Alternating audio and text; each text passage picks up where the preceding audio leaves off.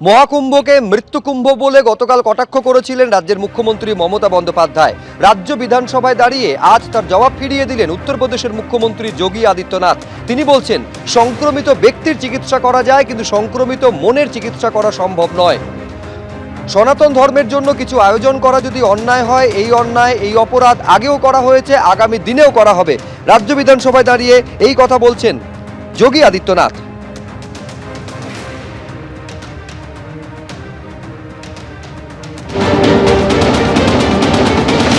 आप ही के एक सहयोगी श्री लालू यादव जी कह रहे हैं, अरे ये सब कुंभ का क्या कोई मतलब है, फालतू का कुंभ है। इनके एक और सहयोगी उससे भी 2 कदम आगे आकर के कहती हैं कि महाकुंभ मृत्यु कुंभ में बदल गया है। ये क्या है? ये क्या है? महोदय, मैं ये जानना चाहता हूं कि क्या सनातन धर्म का अनुयायी बनना या सनातन धर्म के किसी आयोजन को भव्यता के साथ करना क्या कोई अपराध है? और अगर अपराध है तो हमारी सरकार इस अपराध को कर रही है और आगे भी करेगी। क्योंकि हम लोग ये मानते हैं सनातन धर्म इस देश का राष्ट्रीय धर्म है। हम लोग इस बात को मानते हैं कि संक्रमित व्यक्ति का उपचार हो सकता है, संक्रमित सोच का उपचार नहीं हो सकता। P4 insulated water tanks, kitchen and bath fittings, বিশুদ্ধ জল, সুস্থ জীবন, P4 আজীবন।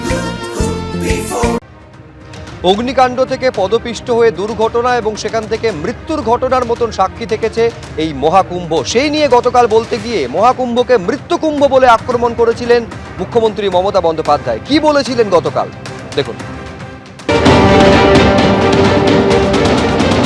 মহাকুম্ভ আমি নাইবা বললাম, ওটা এখন মৃত্যুকুম্ভ হয়ে গেছে, মৃত্যুকূপের মতো। আমি মহাকুম্ভকে সম্মান করি, আমি শ্রদ্ধা জানাই, কিন্তু প্ল্যানিং না করে এত হাইপ তুলে এত লোকের মৃত্যু বললেন 30 জন, কথাটা কি সঠিক? কত ডেড বডি ভাসিয়ে দিয়েছেন নদীতে, কত হাজার হাজার বড় লোক আর ভিআইপিদের জন্য লক্ষ টাকার ক্যাম্প। মৃতদেহের ওপর দিয়ে যারা এই হাইপ তুলছেন আর টাকা কামানোর জন্য ধর্মকে বিক্রি করছেন, তাদের আমি মন থেকে মেনে নিতে পারি না। सनातन का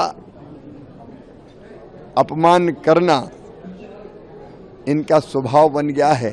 ऐसे लोग जो सनातन पर उंगलियां उठाते हैं, उनके उंगलियां उठाने से वो उनका ही नुकसान करेंगे। लोगों की आस्थाएं, विश्वास और भावनाओं पर इस तरह चोट करना भी अपराध है।